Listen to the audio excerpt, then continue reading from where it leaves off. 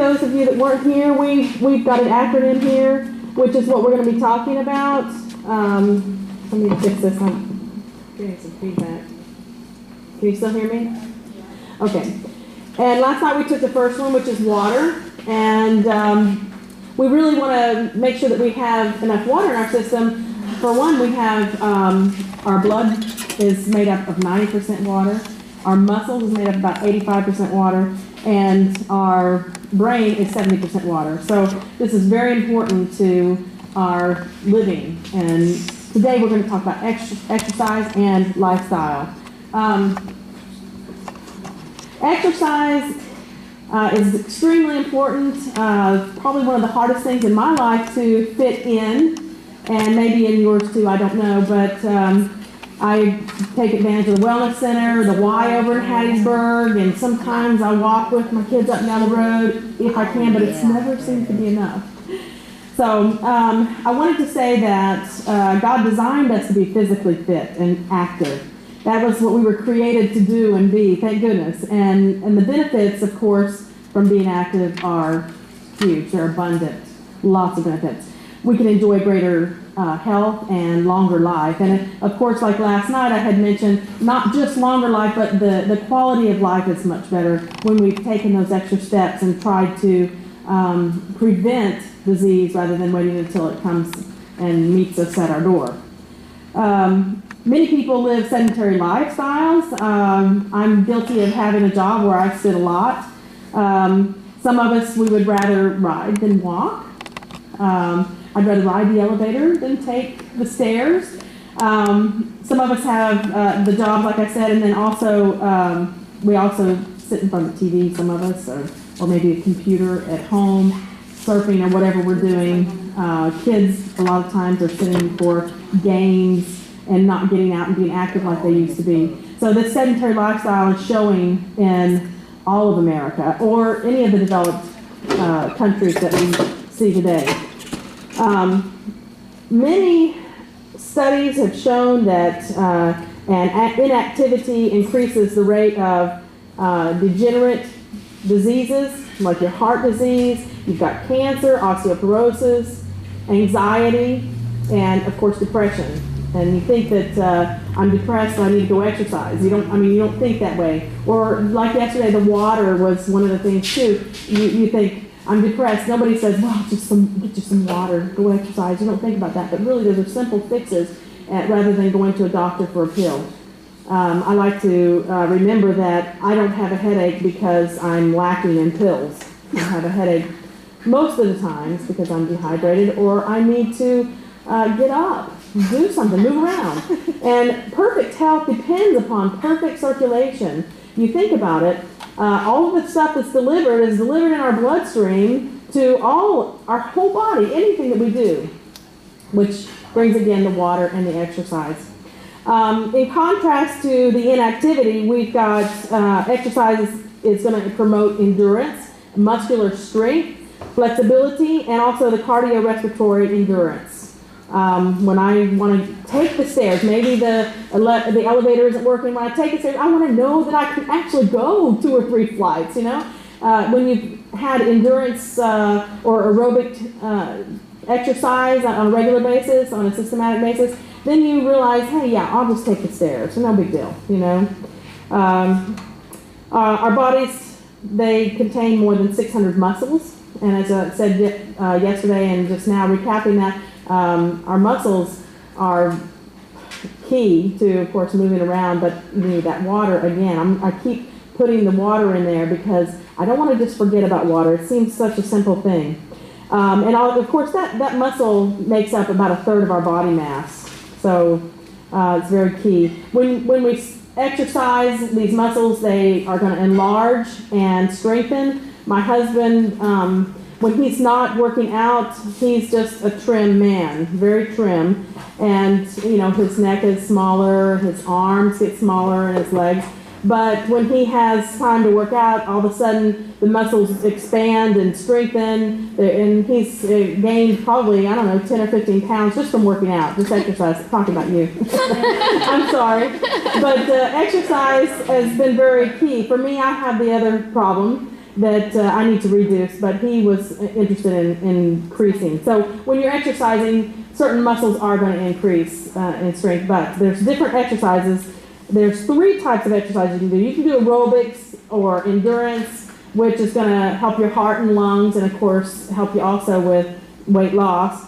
Flexibility exercises, which is your stretching and stuff like that.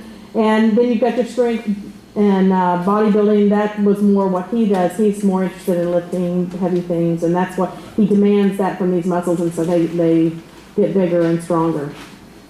But just to recap, I wanted to go over the benefits again of regular exercise. It lowers the risk of cardiovascular disease and helps lower your blood pressure. It increases bone density.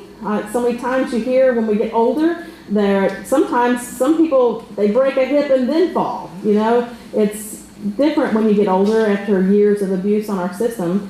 We want that bone density. So exercise is key for that. Strengthens your immune system. I like the idea of that. I don't like to be sick very often, and it helps with weight loss. That reduces your tension and improves your complexion. I never really made that connection, but I always tell my kids, get out there and exercise, drink more water. These are the things that are going to help your complexion because they're going through that stage in life where they have some of those outbreaks and things. This is actually going to help with your sleep. It's going to promote better sleep, and it improves the circulation all over because you're pumping that blood through to all of the muscles and reducing your depression. It's going to aid in your digestion. This is, I don't know, I have had many friends before that have suffered with slow bowels and things of that nature. You get out there, you drink your water, like yesterday, you're exercising, you're going to get things, this is going to help move things along, as well as some of the things we've been showing you. The way you eat, the fiber is going to help with that and sweep your colon and get things all moving.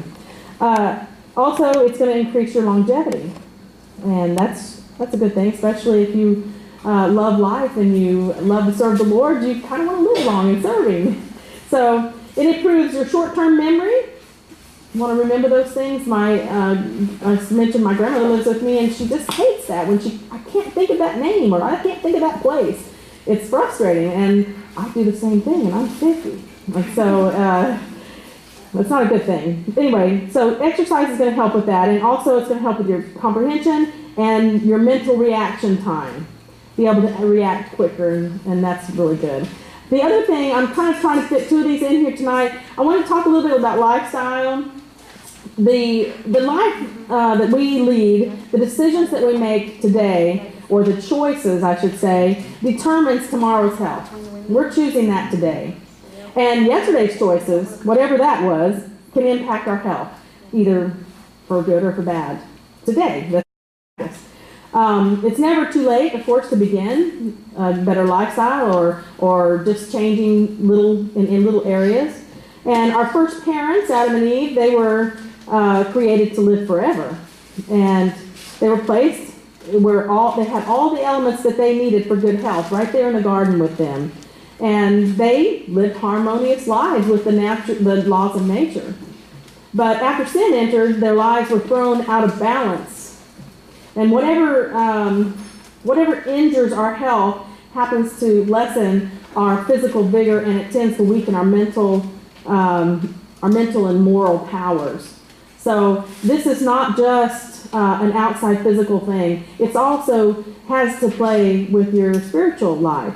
And I like to hear the Holy Spirit. I don't know, when I have been sick, I don't know that I'm really thinking too much about God. When I'm down with a fever, I'm just aching all over. I'm sick from some other thing. There's not much thinking or serving God. So this is really important. We really want the health and ability to enter the mission field and testing. Okay. Tonight I am going to be showing you how to make a chicken salad without chicken and without any mayonnaise or anything like that. This is a very fun recipe to do because it involves a lot of things, like your blender, your food processor, and your oven. And this is delicious. We are going to first start out with our blender. And this is a Vitamix. If y'all have ever seen one of these, they are awesome. I use it for everything. The salad dressings, the hummus, everything. It's awesome. Okay, we're going to take our garbanzo beans, our chickpeas.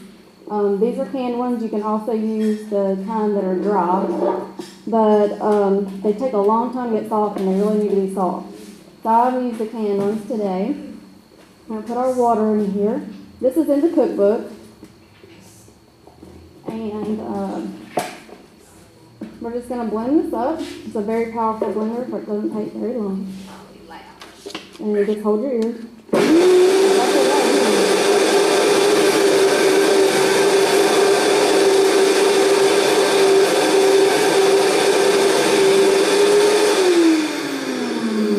It's much louder in my kitchen than in here. I'm just going to pour that into the bowl. And I think I have what I need.